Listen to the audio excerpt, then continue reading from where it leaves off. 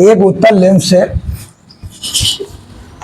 सवाल इस पर हम जितने करा पाएंगे करा दे रहे हैं, सवाल गलत ना हो। एक उत्तल लेंस से 10 सेंटीमीटर की दूरी पर कितनी, वही सवाल को हम लिखे दे रहे हैं जो कल लिखा था। एक उत्तल लेंस से 10 सेंटीमीटर की दूरी पर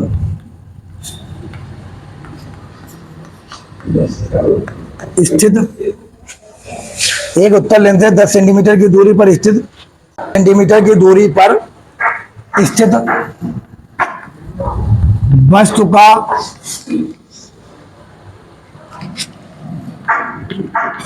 प्रतिबिंब, वस्तु का प्रतिबिंब वस्तु की ओर आधा बनता है। कैसे बच्चों ने पूछा कि गुरुजी यही सवाल आधा बनता है हो जाए तो हम कैसे लगाएं? आधा बनता है, उसके प्रतिबिंब की स्थिति ज्ञात कीजिए। उसके प्रतिबिंब की स्थिति ज्ञात कीजिए। यही सवाल हमने ऐसा बना लिया है। तो हमें क्या लिखना है? 10 सेंटीमीटर दूरी पर स्थित वस्तु, ये है उत्तल लेंस, ये है उत्तल लेंस। फिर हम आइए बता 20 सवाल लगा दें, सवाल वैसे लगना है, गलत नहीं होना चाहिए। तो ये है उत्तल लेंस। अब उत्तल लेंस है, लेंस से 10 सेंटीमीटर की दूरी पर वस्तु है। अब यहां से कितनी दूरी पर? 10 सेंटीमीटर की दूरी पर वस्तु है। बताइए वस्तु इधर होती है, इधर होती है कि नहीं? अरे वस्तु लेंस के किधर होती? इधर। तो बताइए यू का मान क्या रखें? -10, माइनस का 10 हमने लिख दिया। वस्तु का प्रतिबिंब वस्तु की ओर आधा, इधर ही प्रतिबिंब बनेगा वस्तु की ओर। यहां पर कोई वस्तु रखी मान लेते हैं, इस वस्तु का नाम ओ डैश है। इसकी लंबाई को हम लोग क्या लिखेंगे? y1।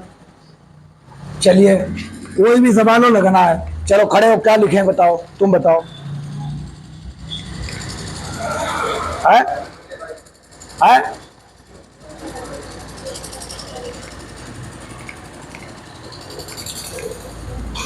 आधा बनता है तो क्या लिखेंगे? y2 बराबर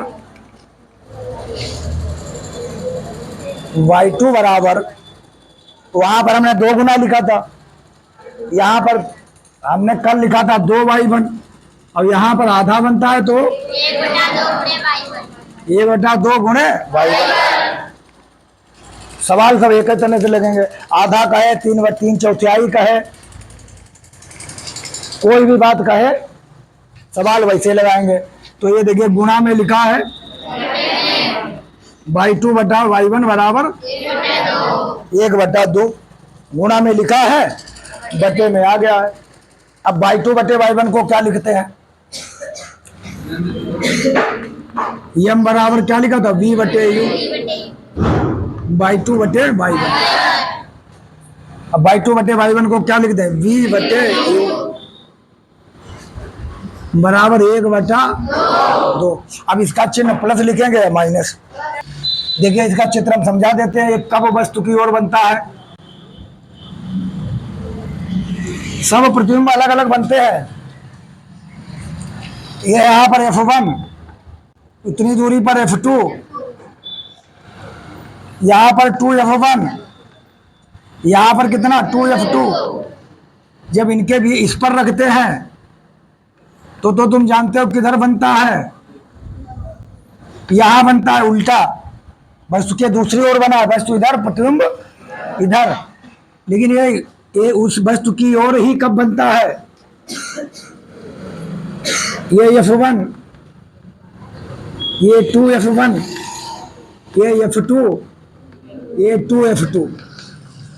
लो, अब ये प्रतिबिंब कहाँ बनेगा, आभासी कब बनेगा? यहाँ पर रखो तो उल्टा बनेगा, यहाँ पर रखो तो अनंत पर बनेगा, यहाँ पर वस्तु रखें तो आभासी बनेगा।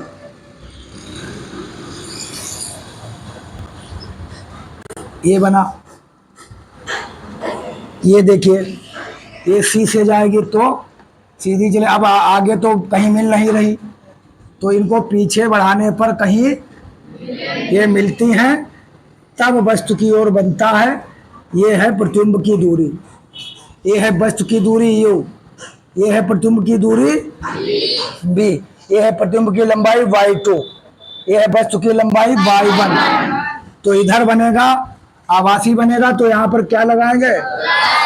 प्लस। सारे सवालों को हमने एक ही तरीका बताया, कोई सवाल आए गलत ना हो तो हमने इसीलिए इसको लिया इसे। तो बताइए b का मान, b का मान हमें क्या है, निकालना ही है। u का मान हमें दिया कनक, b बटे u का मान -10 बराबर 1/2। बताइए प्रतिबिंब इधर बना है तो माइनस होना चाहिए प्लस, इधर प्रतिबिंब बनेगा ये माइनस आना चाहिए प्लस, प्लस का आना चाहिए। इधर प्रतिबिंब, इधर ही प्रतिबिंब बनेगा तो काहे का आना चाहिए? हाँ, अगर इधर बनता तो आना चाहिए प्लस का, अगर उल्टा होता तो काहे का b का मान आता प्लस। तो इधर ही प्रतिबिंब बना तो माइनस का आना चाहिए। तो बताइए 2b, तो b और 2 की गुणा 2b हुई गई। अब जो एक इधर गुणा हुई जाए तो ऐसे देखो, ऐसे बराबर लगाई लो, ठीक, ऐसे बराबर लगाई लो, बराबर लगाई लो, फिर इंजेक्ट करो। 10 और 1 की गुणा 20, 10 और 1 की 20, हाँ 31, अच्छा -10, चलो माइनस का 10, तो v बराबर माइनस का 10/2।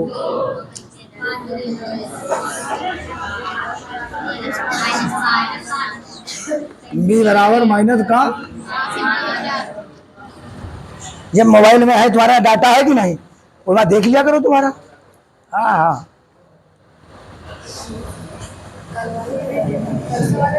सब पड़ गया। नमस्ते, ठीक, बहुत बढ़िया। बताओ माइनस आया कि नहीं, बात क्लियर हो गई है? अब यहाँ पर और एक चीज हम निकलवा दें, फोकस दूरी ज्ञात कीजिए। फोकस दूरी ज्ञात, जहां पर 2 गुना लिखा था अंग्रेजी में, वहां पर 1/2 लिखेंगे। क्या लिखेंगे? कल वाले सवाल को लिख देंगे आधा, हाफ, कुछ नहीं चेंज करना, वही सवाल है, उसमें क्या लिख देंगे? हाफ। अब हमें फोकस दूरी निकालना है, तो फोकस दूरी निकालने के लिए हमें, चलिए हो जाएगी यार, 1/f बराबर 1/b माइनस 1/u। कब ये दरोगा की तैयारी कर रहे का? 1/f बराबर b का मान रखो, जो ये चिन्ह नहीं लगा पाएगा। अब सवाल कितने भी बदल दे, हमारी बात समझो। अब कोई सवाल बने, वो कहते हैं 3/4 बनता है, हम लिख देंगे 3/4/y1, 3/4 बनता है, वो कहे 5/4 बनता है, हम कह देंगे 5/4/y1। कोई सवाल बने तो हम सवाल लगा पाएंगे, कोई सवाल बन जाए इस पर सवाल अब लगेगा कि नहीं, बोलिए। देखिए -1/u, देखो देखिए -10, तो देखिए 1/f बराबर माइनस का 1/5,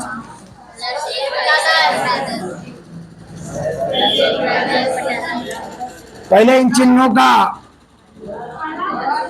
प्लस 1/10। चलिए अब क्या करें? हाँ, मैं थोड़ा करें, तुम्हें करो, 5 की 2 से गुणा कर दो, थैंक यू।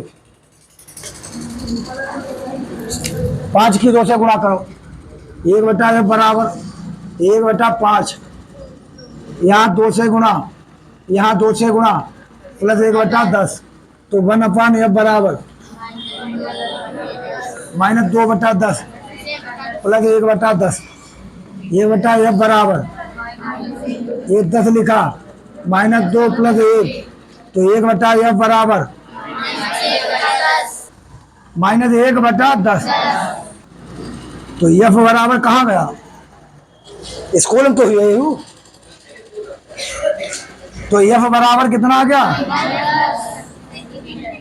लीजिए फोकस दूरी भी आ गई। लिखेंगे f बराबर, फोकस दूरी उसकी काहे की होती है? प्लस की।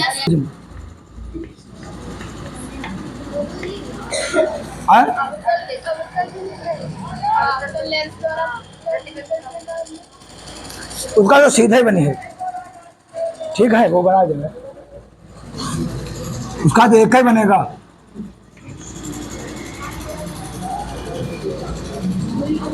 बना देंगे, बना देंगे। प्रिज्म किसे कहते हैं बताइए?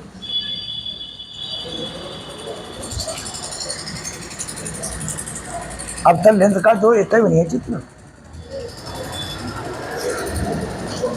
अब तक लेंस का तो एक ही चित्र बनेगा सीधा। इसके आएंगे एक ये, बस यही सीधा बनेगा, बस एक ही चित्र बना देंगे कल। अरे पहले उन्हें पढ़न दो। ये प्रिज्म भी है। प्रिज्म कैसे हम बनाएंगे बताइए? प्रिज्म हमने देखा है, प्रिज्म हमने देखा है। प्रिज्म के आर पार हम देख सकते हैं। प्रिज्म के हम आर पार देख सकते हैं कि नहीं? पारदर्शी होता है, ट्रांसपेरेंट होता है प्रिज्म। प्रिज्म क्या होता है? प्रिज्म को कैसे बनाते हैं हम? उसके द्वारा बर्तन कैसे होता है? ये क्या कहलाता है? प्रिज्म।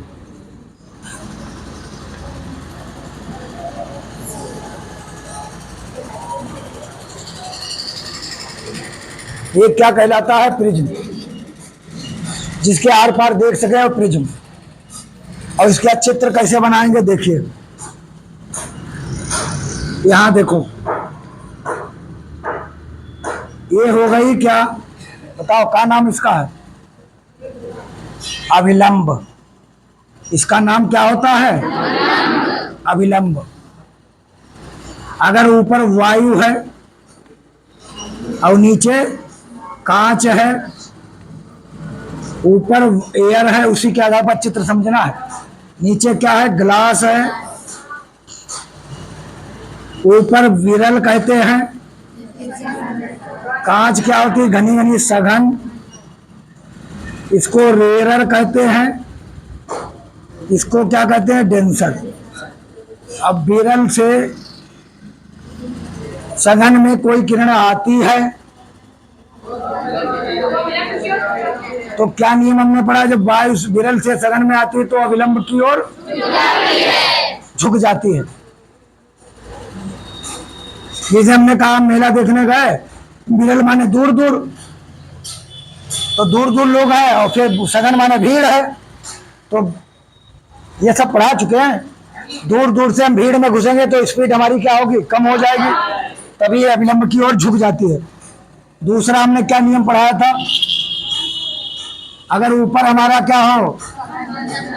सघन हो, नीचे क्या हो? विरल हो, तो जब सघन से विरल में जाएगी तो अविलंब से, इस कोण का नाम होता है आई आर। इस कोण का नाम क्या होता है? आर। हाँ, यही नियम चलेंगे तो अविलंब खींचना हमें आना चाहिए।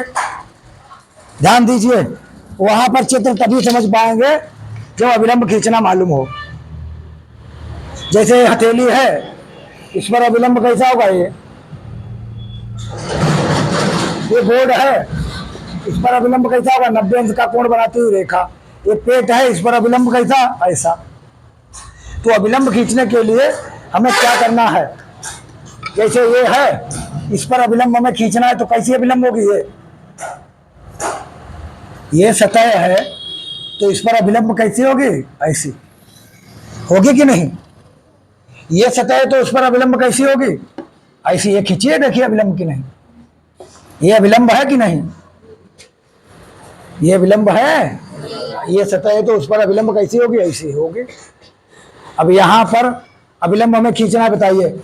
यहाँ पर ये सतह है तो इस पर अविलंब कैसा खींचेंगे, बताइए। ये सतह ऐसी हो गई तो अब अविलंब भी झुक जाएगी। कैसी हो जाए अविलंब, ऐसी। बात समझ में आई कि नहीं? तो यहाँ पर अविलंब कैसे, कितने पर खींचेंगे, यहाँ पर हम अविलंब जो खींचेंगे वो ऐसे खींचेंगे। देखिए अविलंब के बारे में और समझे, बिना अविलंब के चित्र नहीं बनेगा। इधर देखो तुम, देखिए अविलंब का मतलब है 90 अंश का कोण बनाती हुई रेखा। ये सब ये अविलंब होगा कि नहीं, नीचे नहीं देखना है। अब तो अविलंब, यहाँ पर अविलंब ऐसी है तो कहने का मतलब ये लाइन, ये अगर सतह है तो इस पर अविलंब कैसी है, ऐसी। यहाँ अविलंब कैसी है, ऐसी।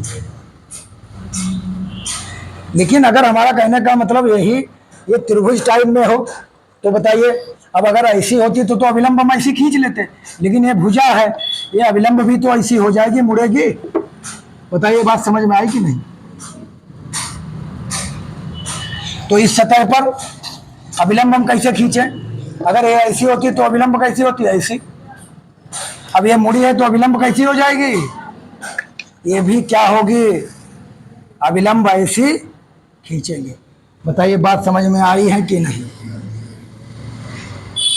अविलंब के बारे में समझ में आया कि नहीं, बताइए। अविलंब समझ में आई कि नहीं, विश्वास गुप्ता? अविलंब समझ में आई है? ये अविलंब खींची है इस पर, ये अविलंब खींची है इस पर। अब हमें अपवर्तन करना है। अपवर्तन का मतलब प्रकाश की किरण जाके या तो मुड़ेगी या दूर हटेगी।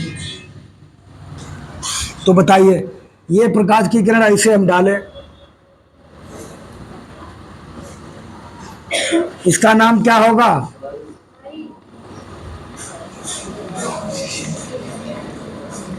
आपतित किरण। इसका नाम क्या होगा, आपतित किरण। अब चित्र तुम ऐसे त्रिभुज बना दोगे, समझ लो का, इसका नाम होता है इंसिडेंट रे। इंसिडेंट रे, बताइए आई कहां पर बना है, आई कोण कहां पर बनता है, ध्यान दो। आई कोण कहां पर बनता है, अगर 9th वाले अभय ना देखियो, अगले साल फिर इधर उधर देखियो। अब आई कोण कहां पर बनता है, विलंब और आपतित किरण के बीच जो कोण बनता है वो क्या कहलाता है, आई, आपतन कोण। तो देखिए ये है अविलंब, ये है कोण आई। अविलंब और आपतित किरण के बीच में कोण बनेगा, इसको क्या कहेंगे, आपतन कोण। दूसरा नियम क्या है, बाहर क्या है, वायु, बाहर क्या है, वायु। और प्रिज्म का होता है, कांच का। अब तुम देखो, वायु से जब कांच की ओर, कांच में जाती है कोई प्रकाश की किरण तो क्या होता है, अविलंब की ओर झुकती है कि अविलंब से दूर हटती है, तो अविलंब की ओर झुका दो। ये है अविलंब, तो इसकी ओर झुका, उधर ना बढ़ाओ, इधर अविलंब की ओर। इसको क्या करना है, अविलंब की ओर हमने इसको इधर क्या कर दिया है, झुका दिया है। ये बताओ आर कहां पर होगा, अवलंब और अपवर्तित किरण के बीच जो कोण बनता है उसको क्या कहते हैं, आर। पार हो गई, इसके बीच में कोण क्या बनेगा, आर। तो बताइए इधर अविलंब कहाँ है, ये है, तो ये किरण पार हो गई तो ये कोण क्या कहलाएगा, आर। अब यहां पर देखिए फिर आप यही नियम लगेगा, अंदर है कांच, बाहर है वायु, अंदर है कांच, बाहर है वायु। तो जब कांच से वायु में जाएगा तो अविलंब से दूर हटाओ। लीजिए अविलंब ये थी तो उससे हमने क्या किया, दूर हटाया, तो ये हमारा चित्र बन के आया। इसका नाम होता है निर्गत किरण। बाहर जो निकल जाती है उसको कहते हैं निर्गत किरण। इसको कहते हैं इमरजेंट रे, इमरजेंट रे। तो ये प्रिज्म का चित्र है। इसमें हमें पढ़ना विचलन कोण। इसी में हमें पढ़ना विचलन कोण। अब विचलन कोण कैसे हम बनाएंगे? विचलन कोण कहां से बनेगा? देखिए, ये है आपतित किरण, इसको आगे बढ़ाओ, मान लो ये आगे यहाँ, और ये है पार हो जाने वाली किरण निर्गत किरण, इसको कहाँ बढ़ाओ? पीछे। निर्गत किरण को पीछे बढ़ाओ। इन दोनों के बीच जो कोण बनेगा इसको कहेंगे विचलन कोण। ये नाम लिख देंगे डी, इसको कहेंगे डेल्टा। क्या कहेंगे? विचलन कोण डेल्टा। विचलन का मतलब क्या है? अपने रास्ते से मुड़ जाना क्या कहलाता है? विचलन। देखिए, ये किरण थी, ये आई और ये विलंब की ओर झुकी, तो बताइए किधर जाना चाहती थी? सीधे। ये जाना चाहती थी लेकिन उसकी मजबूरी है मुड़ना, तो कितना विचलित हो गई? अरे यहां आ गई, जाना इधर चाहती थी, इतना वो मुड़ी है, तो इसका क्या कितना विचलन हो गया? ये इतना विचलन इसका हो गया। विचलन का मतलब अपने रास्ते से मुड़ना, इसको क्या कह लेते हैं? विचलन। तो चित्र समझ में आया कि नहीं बताइए? अब कोई सोचे ये डंडा ऐसे काहे बना, ये ऐसे काहे बना? ये अभिलंब है। क्या है? अभिलंब। अभिलंब जिसको हम लोग बोलते हैं नॉर्मल। ये क्या है? अभिलंब पहली है, इसको कहते हैं अभिलंब, इसको क्या कहते हैं? नॉर्मल।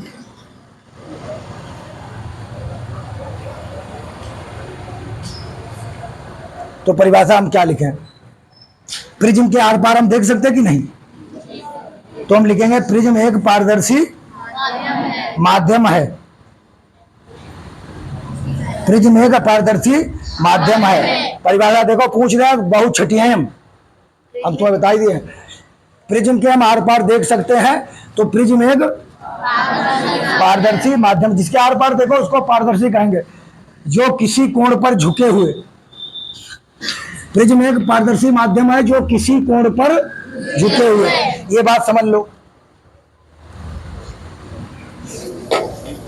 वो किसी कोण पर झुके। देखिए अभी कोण कोई नहीं बना है, ये देखिए ये कोण बन गया है, ये कोण बन गया कि नहीं इनके बीच? प्रिज्म एक ऐसा पारदर्शी माध्यम है जो किसी कोण पर झुके हुए दो पृष्ठों से घिरा होता है। प्रिज्म एक ऐसा पारदर्शी माध्यम है जो किसी कोण पर झुके हुए दो पृष्ठों से घिरा होता है। Prism is a transparent medium which is surrounded by two surfaces, which is surrounded by two surfaces.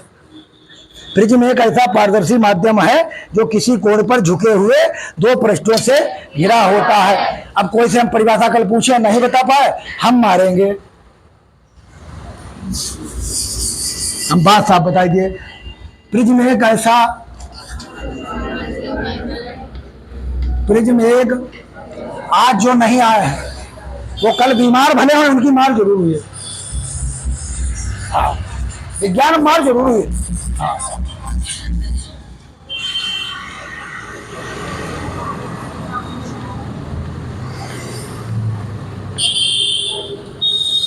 Prism एक ऐसा पारदर्शी माध्यम होता है, प्रिज्म एक ऐसा पारदर्शी माध्यम होता है जो किसी कोण पर, हाँ, जो किसी कोण पर झुके हुए दो पृष्ठों से गिरा जाना। सोचा गुरु जी आगे पहुंच गए, पीछे की हेडिंग नहीं पढ़ा है, अब चलिए अपने हिसाब से पढ़िए सारी हेडिंग। हाँ, prism is a transparent medium, prism is a transparent medium which is surrounded by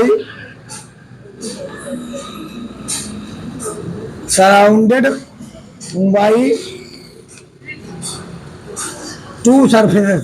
अबे तुम्हारे सेंटेंस ना बना पे हैं। which is surrounded by two surfaces, angle between, अबे तुम्हारे ना बना पे हैं भाई, बत्तों पढ़ती हूँ। Angle between two surfaces